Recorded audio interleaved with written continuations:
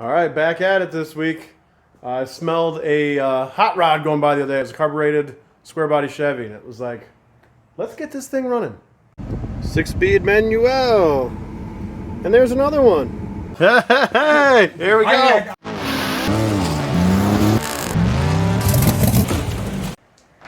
This thing's a 383 LS.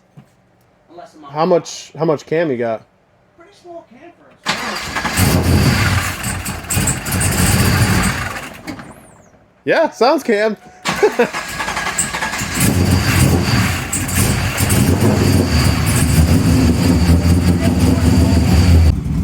had the guy take me on a test drive since I was spending some dough on this trans. I wanted to make sure it was all good. The friggin' car rips. It's 506 wheel horsepower. I kind of thought I was going to die on the test drive, but transmission shifted beautifully. Kicking the tail right sideways, pounding on it, no issues.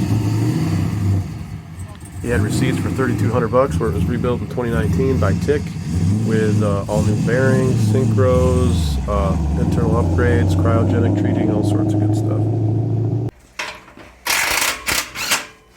Then came the task of tearing that thing out of the car, which is a lot tighter on a 4th gen than it is on my 2nd gen Camaro swap.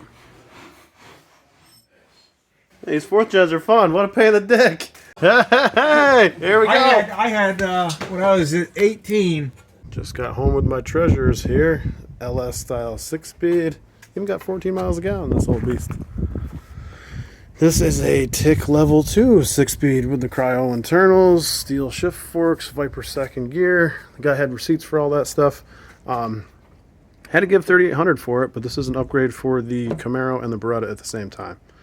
So I can steal the front plate, bell housing, input shaft off of this one, put it in my stock LT1 6-speed that I was using in the Camaro, and then probably send out my LT1 input shaft to get cryo treated to match, and then assemble all that stuff on this trans.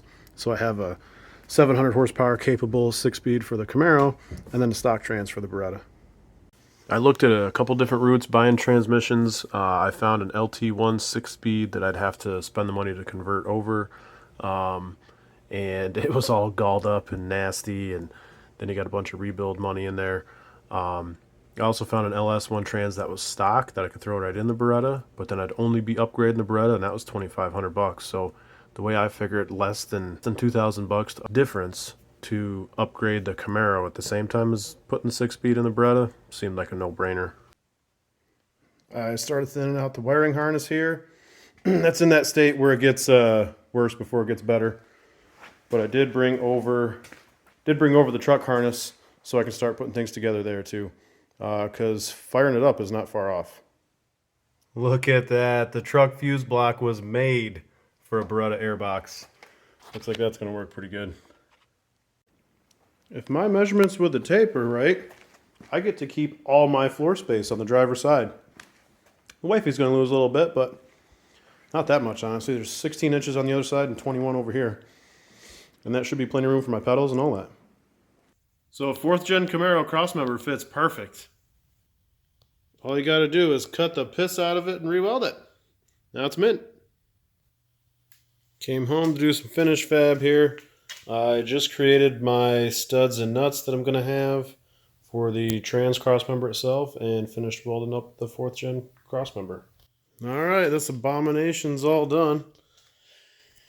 Got those little pieces welded in there. Welding the nuts, then the studs come through the bottom. The 4th gen Crossmember is all cut and welded up, fitting. That is my torque arm mount down here will be with the bushing in it. And drive shaft goes through the drive shaft loop part, obviously.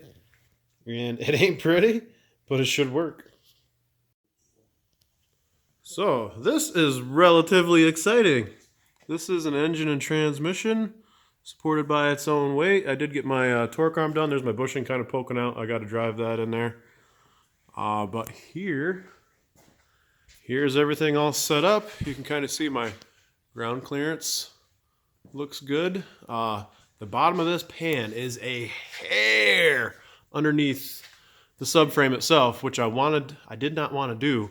When I took my measurements, I measured them back here. So I'm going to have to make sure when I do my steering rack that runs through, that my brace that does that is going to be lower than this pan. That way that'll hit, not the pan. But I'm relatively excited with this. So what I'm doing now is making my torque arm. Gonna get that all finished up and get this thing on its weight.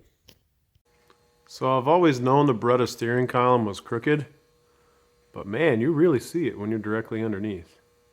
Alright, so I was pissing and moaning a while ago in another video a while back that I had to have the wire speed on half with the temperature set all the way up with this 110 welder. And what I've found is you just need thinner wire. This is some 023 that I was running at my house and my welder. Ran out on this thing, so I ran home and grabbed wire that I had. This had 030 in it, and wow, it works way better. Okay, this is a Beretta torque arm, all done, welded up. Time to throw that baby in there. All right, this will be the first time with the engine and transmission on their own weight. Oh, let's get it off the locks first. Yeah. So this is torque arm installed, engine and transmission mounted. It should be a little lower than this in the end, because I'm going to have some more weight putting the floor back in and stuff. But we'll give a rough idea how it's going to sit. And these are still the V6 springs in the front. Wow. I wondered if there might be less weight on the front than there was before, because the engine and transmission are forward of the axle from the factory. And this is actually higher than it was. That is interesting. So I'll definitely have better weight balance than it used to be when it was front wheel drive, without a doubt.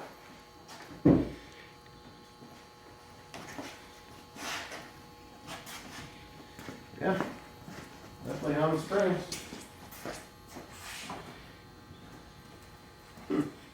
Yeah, I hope it does go down. I got an idea for coilovers in the front too. That it looks like I'm gonna have to do, because that is way too high.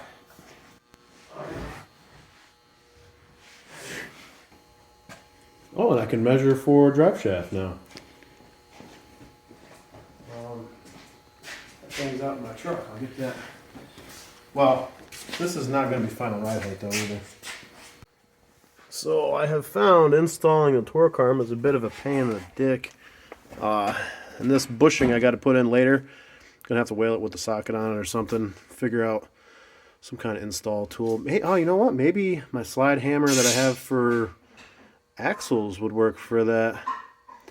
But here we are. Engine, trans, suspension, all done. Other than, like I said, I've got an idea for universal AFCO coilover sleeves for the front and go a little more spring rate. Because these are 140, I think, from the factory. I got 200 in the back now. So this is right where I left the floor last week.